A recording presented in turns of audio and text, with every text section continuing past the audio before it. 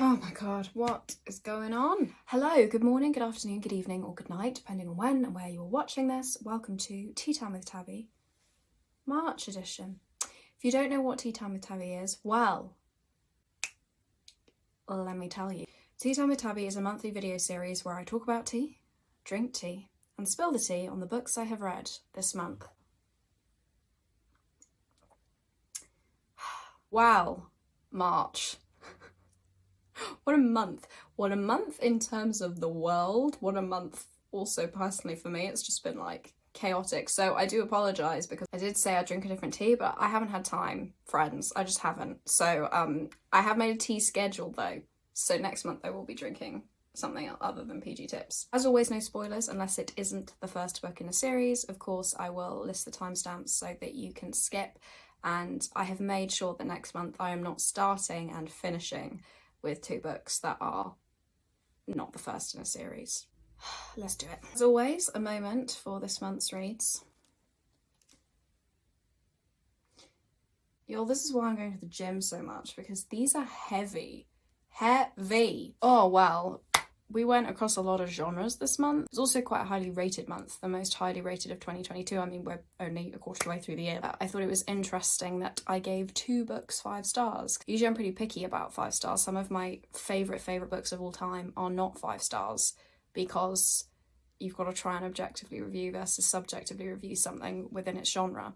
I also thought as well this month that I should definitely at the end of the year go back and reflect on all the books I've reviewed and see if the reviews are the same. It was a pretty good month. It was pretty good. It was kind of weird. I feel like it went sort of like up, down, all around the world.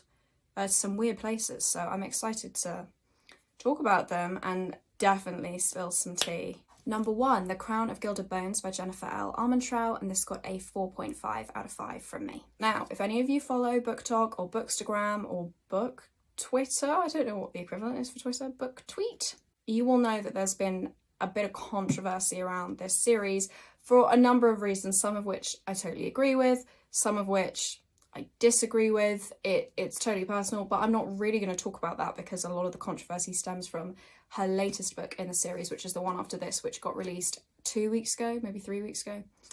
And the drama. Oh, this was good. This was so good. I do not get why people think this is the worst one in the series. Or not the worst one.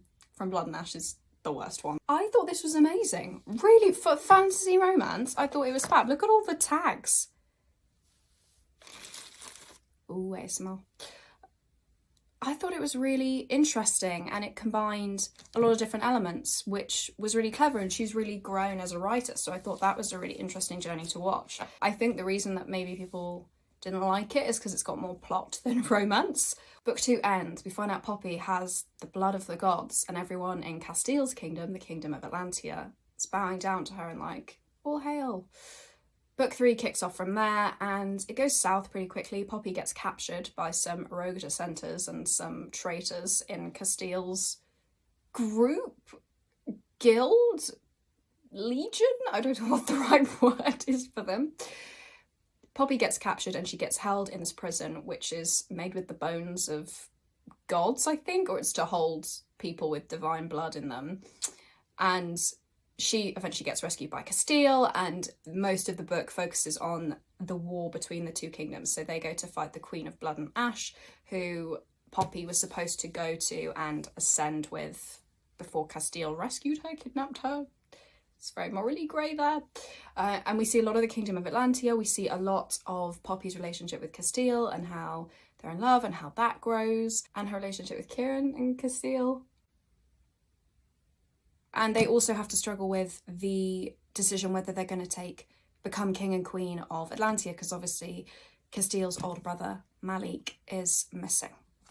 Pretty much the plot. And then they do go and they meet with the Queen of Blood and Ash, and the book ends with a pretty interesting plot twist that I think is going to be good for Poppy's character development. And basically, we're breaking out into all-out war now. Obviously, it's been kind of bubbling under the surface. I mean, it's a little bit more complex than that, but kind of boiled down to its bare bones, that is what the plot is about. World building, good, very good. I mean, I think this is a skill that she's developed and honed, because in the first book it wasn't all it was cracked up to be. And I think we get a really good sense of the two different kingdoms in the language she uses, the description she uses, obviously the scenery, the characters. It's a very rich world and you can totally believe you're in it. It is a whopper of a book, but all of them are quite long. But this is the only one of the series so far that I didn't think needed to be shorter. I actually thought she used her pages quite well, but I really enjoyed it and there wasn't a moment where I was bored by it. A couple of people on Goodreads and in reviews I've read said that it was a bit repetitive, which I disagree with. I think it's much more repetitive in the previous books. I would love to see examples, because none of them listed examples when they said it was repetitive. I thought it was strong. Definitely the strongest of the series. Characters. Okay, Poppy is better. I mean, I thought weirdly, yes, I love Poppy. Poppy's a badass, don't get me wrong. I think she's very cool. But I actually thought this was a great book for Cass. I know, unpopular opinion. There was some real depth to him and real layer, rather than just he is the kind of mysterious, morally grey, dark-haired love interest. And we got to see why he is the way he is, his relationship with his family. That was really interesting. And we get to learn a lot more about the mythology and the lore behind the Wolven and why they're bonded to the vampires. Get to learn more about bloodlines and more about the magic of the world, which was really cool. I thought the secondary, tertiary characters, she's not great at bringing them in. There's definitely like a core group of main characters. She uses a lot of like colloquial language. That was such a random question. Like, she say things like that. Or it's just really odd. It's really jarring in fantasy. That was why it wasn't a full 5 out of 5. The smart was great, guys. It's great. Fantastic. You'll enjoy it if that's what you're looking for. Yeah. So overall, I thought it was the strongest in the series. Great world building.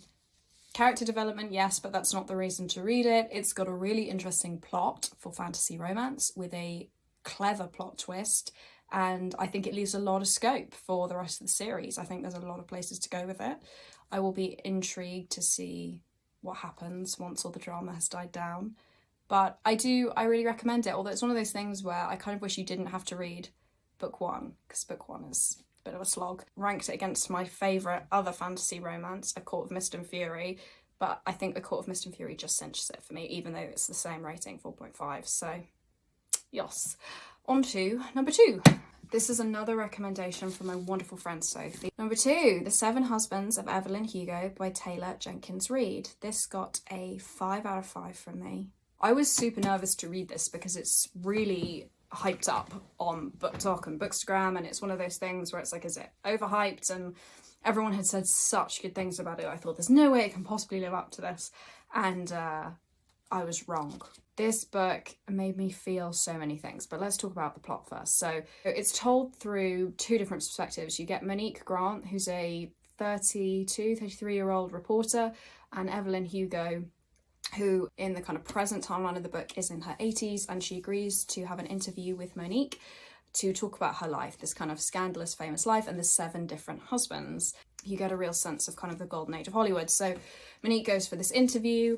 We get a real insight into Evelyn's background. She's Cuban. You see what happens to her in Hollywood and how she gets turned into kind of this like plastic doll by producers, and how she's exploited, how women are treated in the golden age of Hollywood. I think it's a kind of homage to all of the great female, you know, like Marilyn Monroe, Dita Von Teese. We see her have some amazing friendships. We see her get treated really badly by some of her husbands. We see her marry for advantage rather than love. And we get this portrait of this incredible woman who is hugely flawed, hugely flawed. She's got, you know, some not so great things that she does, but you totally empathise with her the whole way, and it'll make you cry. And then there's a big plot twist at the end, which I was like, oh damn, which connects her and Monique's lives together. I felt a lot about this book for a number of reasons. First of all, Evelyn Hugo reminds me of my grandmother, who passed away 12 years ago now. She reminds me of her so much, and the way that she dresses, and the love of film, and the way she acts occasionally. It shows a woman through the different decades of her life and what it's like to age as a woman. And I thought that was a really heartbreaking but beautiful portrayal of that. Obviously, it centres on a queer love story, which is always lovely to read. What I love about it is she describes her sexuality in the most beautiful way. And I've never heard anyone describe my sexuality like that. I think she talks about bisexuality and being put in a box and people like to erase one half of you.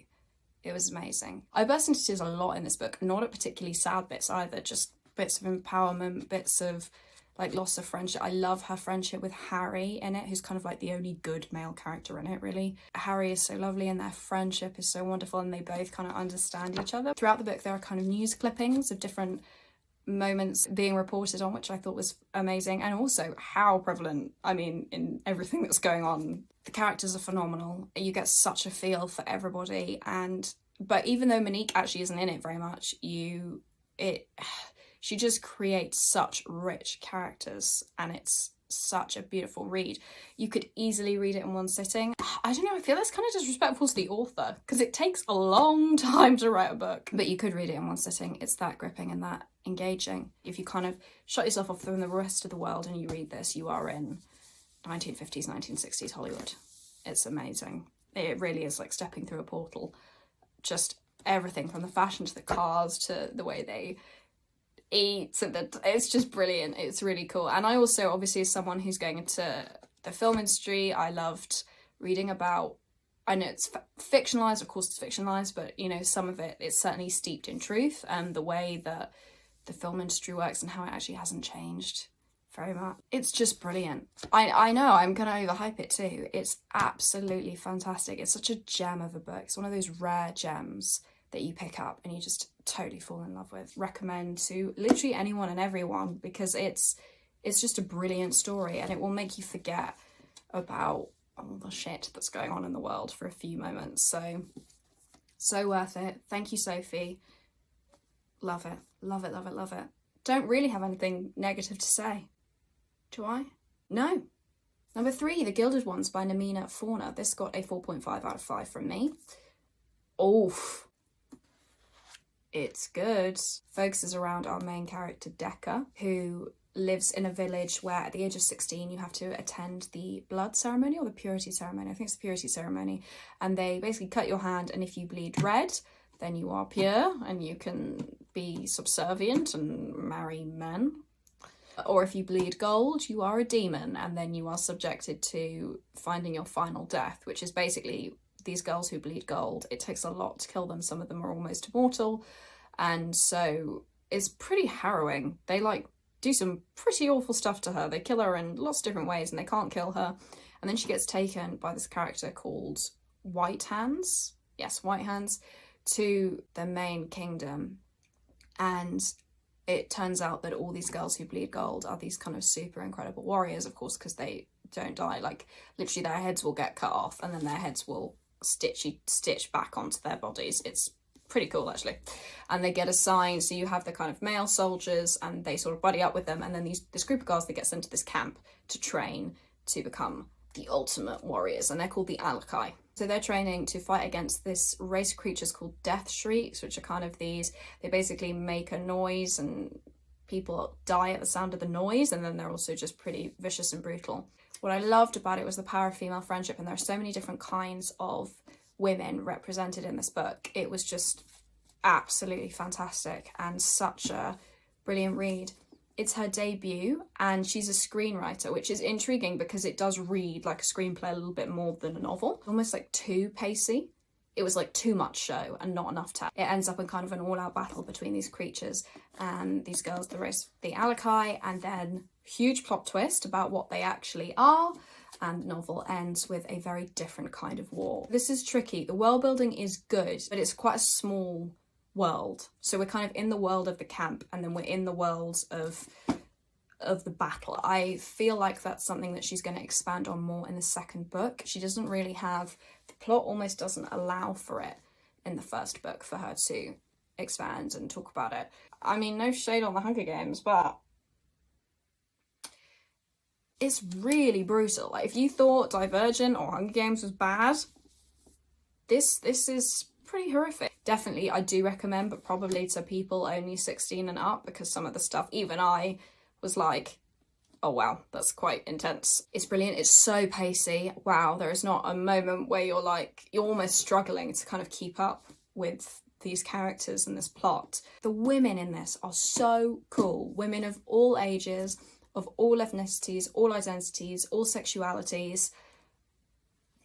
And the whole book is centered on female friendship and the power of women standing together rather than against each other. It's tricky because it's the first in a series.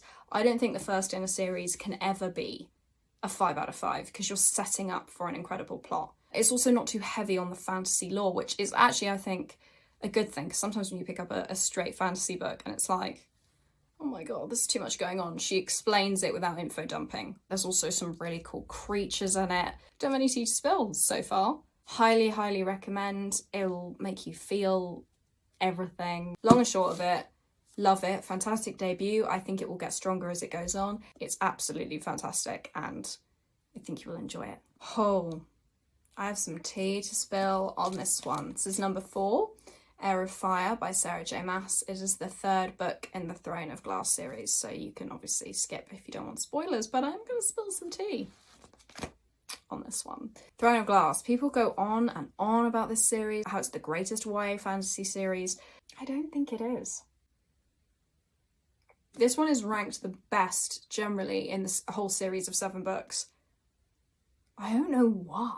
I think I gave it a 3.5 out of 5, so this is the lowest ranking book in March, but not the one I'm going to spill the most tea on. So basically it's told through, God, how do I even begin to summarise the plot? So there's 3 storylines. Number 1, Evelyn's storyline. She is trying to find the weird keys, and so she travels across the sea to the fairy lands, and she gets forced by Queen Maeve to train under watchful eye of this older fae called Rowan.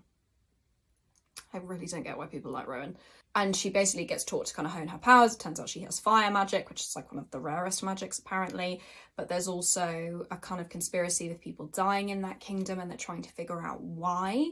And the King of Ardenland is being a douchebag as per usual. Then you have the Ardenland storyline, which follows Chaol, Dorian and Aedion. Aedion is Aelin's cousin, but he doesn't know that she's alive. Chaol and Aedion are trying to uncover what's really going on with the king.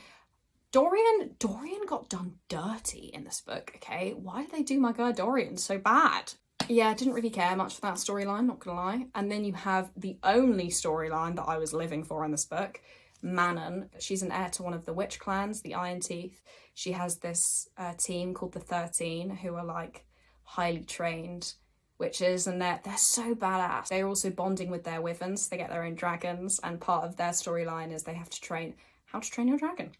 But in a little bit more of a dark note, the dragon in this book, so cute. The storyline, I don't want to spoil it, but the storyline with him and Manon is adorable. It's like a little baby dragon who then becomes scary. It's very cute. This is the only reason that I was reading it. And she's in it a lot at the beginning. She's not really in it towards the end. So I thought the pacing between the different storylines wasn't great. Why do you like guys who are absolutely horrible to you?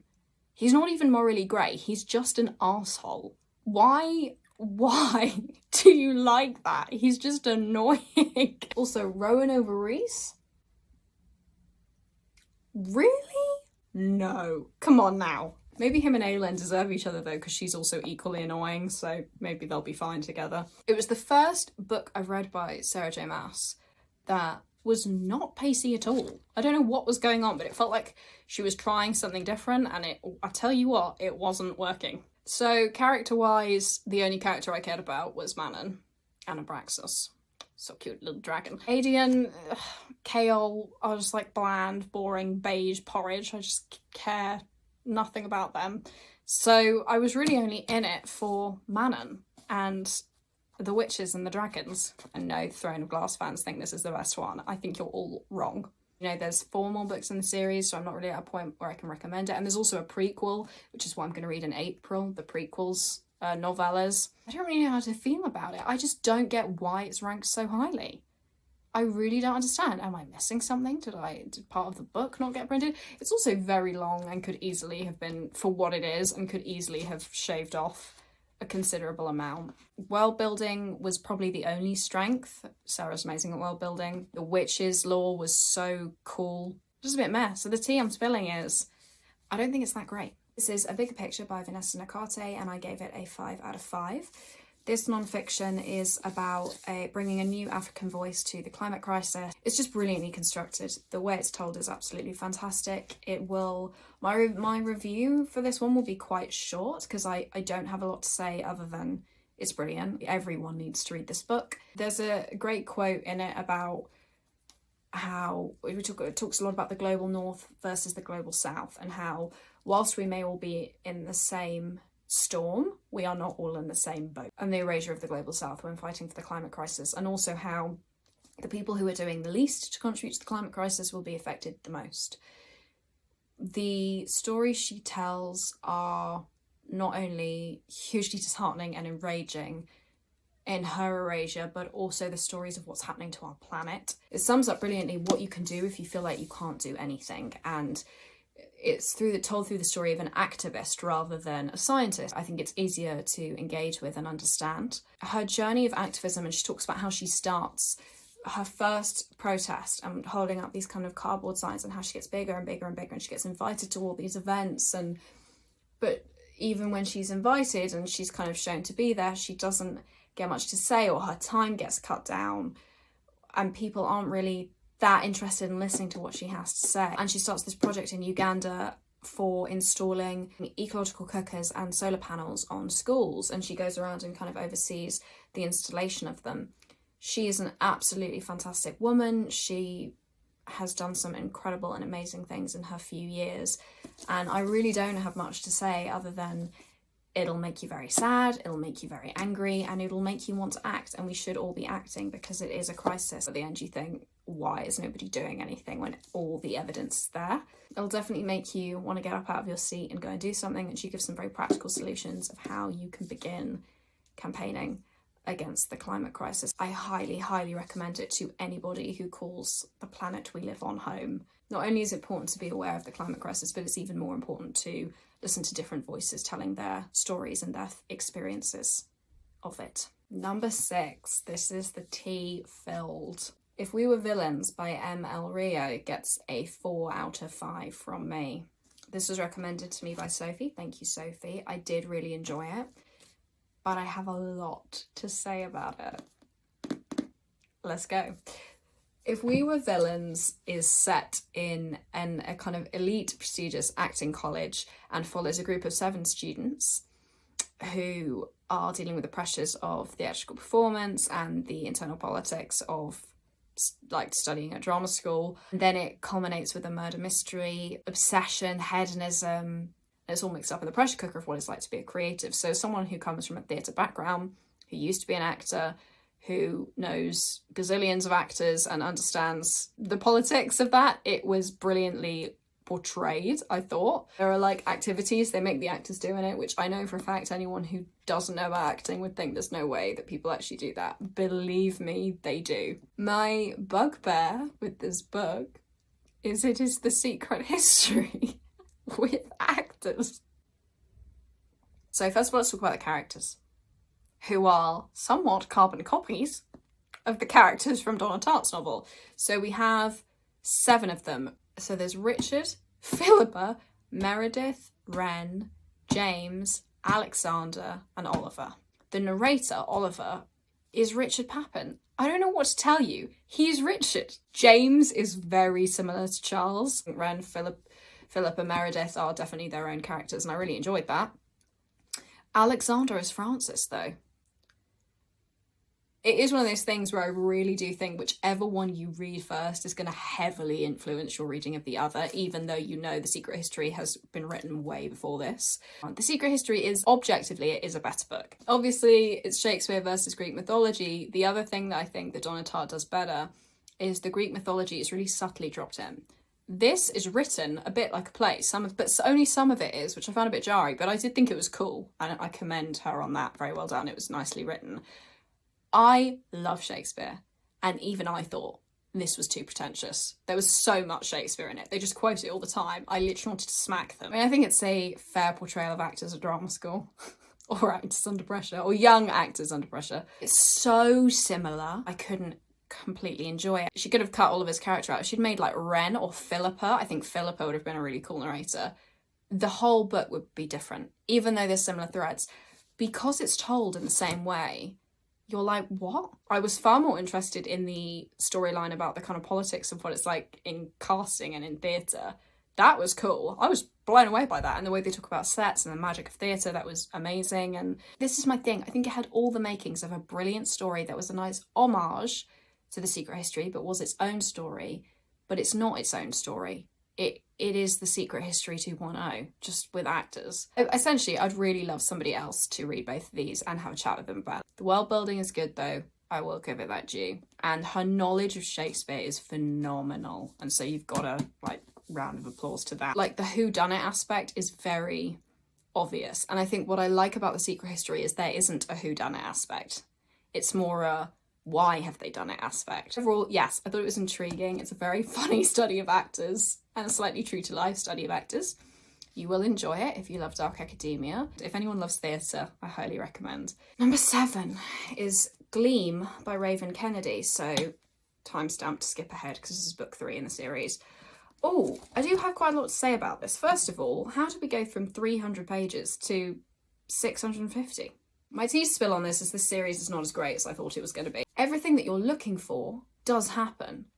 But because it's book 3, by this point you kind of think, why has it taken so long to get there? I think she's grown a lot as a writer, and I think it's a great exercise for her, but I don't think the series is very good, and I wouldn't recommend it to anybody. Sorry, Raven. Like, I really admire what she's done, but to have to wade through 2 books to get to this... Oren has gone back to King Midas. She's trapped in Ranhold, and she has discovered that Commander Rip is also King Ravager, who is a shapeshifter and High Fae, and she is also High Fae. Oren begins her journey of emancipation. Nobody who's being treated awfully turns around and immediately snaps. It's a gradual thing, and I really liked the way that she was kind of authentic about that.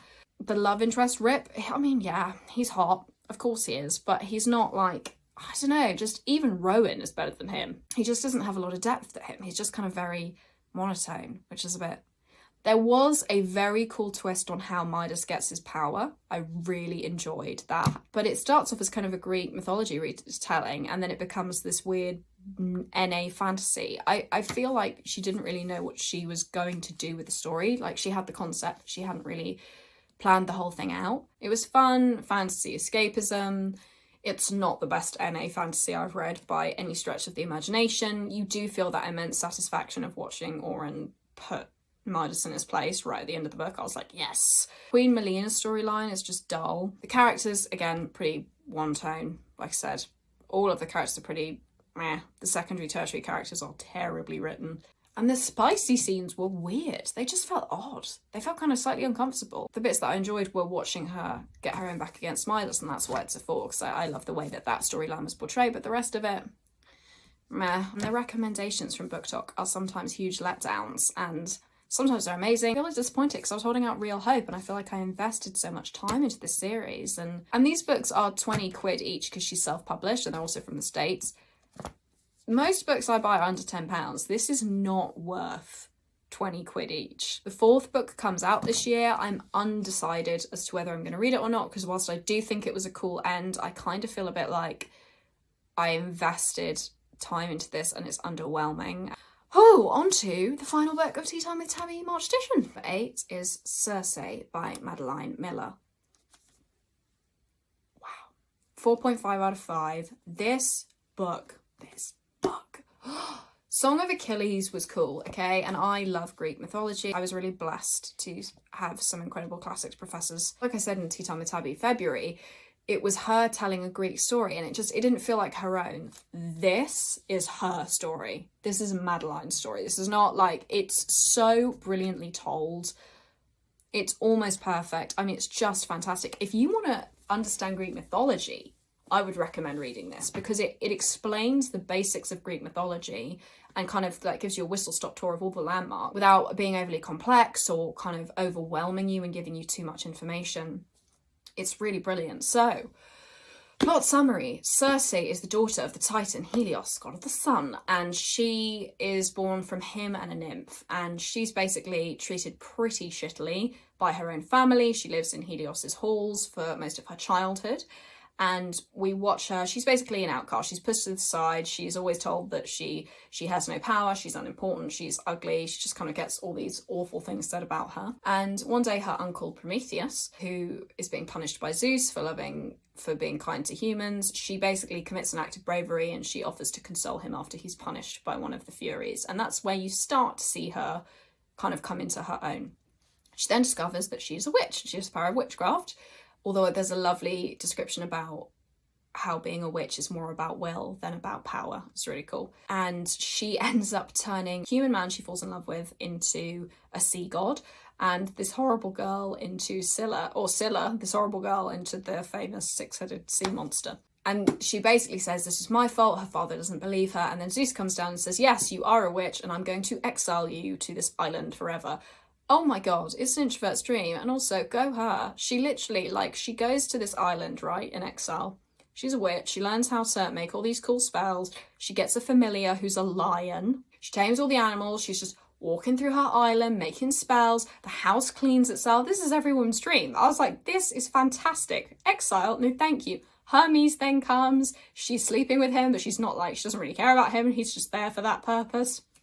I was here for it. And she gets called across the sea at one point to help her sister, and all these people come to her island, including Odysseus, which is kind of one of the big parts of the story. These men assault her and then she turns them into literal pigs, which I thought was hilarious, and I was so here for that. And then she ends up having a son, and we see her story of how she navigates that relationship, a son from Odysseus, but Odysseus doesn't know. It's one of the only Greek stories you'll read that has a happy ending. I'm adding it to my list of good for her stories. So this is another Sophie recommendation. Huge thank you, Sophie, because this was absolutely stunning. These secondary and tertiary characters. This is a masterclass. I mean, I get they're also not her characters, but the way she makes them her own. And it is a masterclass on how to write secondary, tertiary characters. Her world building is obviously insane, and she knows it so well. Just a huge round of applause. It's absolutely brilliant the way she weaves so many characters into one story. It's just fab. It's so good. If you love Greek mythology, or if you're interested in getting into Greek mythology, I would seriously recommend starting here. And also total women's emancipation. I love it. I'm living for it. Power of female friendship. There was a kind of consistent theme running throughout some of the books of this month, which was so cool to finish with this. If you love story, you will love this book. This is amazing. You will love it. Please, please read it, somebody, so I can talk to you about it, because it's so good. The reason I didn't give it 5 out of 5 is occasionally there were passages which were really, really long, and it would, because she's very fast paced in this book, and then there would be a page of really long text and you'd be kind of sluggish. So that did take me out, and it did it enough times that it's a 4.5 out of 5 for me. By the end of it, you'll be like, oh my god. Again, so pure escapism. You will love it, love it. Congratulations, you have made it to the end of Tea Time with Tabi March edition. Overall, a pretty interesting month. A weird month in that my expectations were totally blown to bits in brilliant ways and also in terrible ways simultaneously. And I've already scheduled my April reads, but I've had a couple more recommendations from people, so if you want to recommend a book for me to read and spill the tea on, let me know. That's what I'm here for. And so book of the month. You might actually be surprised with book of the month, because I'm actually going to give it to number 1, Circe. I know that's weird because it's not the highest rated, but Circe is getting number 1, and Seven Husbands of Evelyn Hugo is going at number 2. The reason Circe is going at number 1 is because my expectations were totally blown to bits in such an amazing way. And also, like I said, the highest rated book does not necessarily mean it's my personal favourite. I've had some amazing messages from people saying that they're inspired to start reading again from these videos, which is the nicest thing to hear. So I'm so pleased that these are having an impact. Thank you so much for watching. I hope you enjoyed it, as always. Let me know your thoughts down below. I haven't got a tea question, I'm sorry, but my book question for this month is, what is the best book that you have read of 2022 so far? For me, it's still The Secret History. I think it's incredible. I hope you're feeling a little bit better than when you first started this video, and that it's brought some joy, which it seems to be doing. Otherwise, I hope you have a lovely rest of your day, afternoon, evening or night, and I shall see you next month for Tea Time with Tabi, April edition.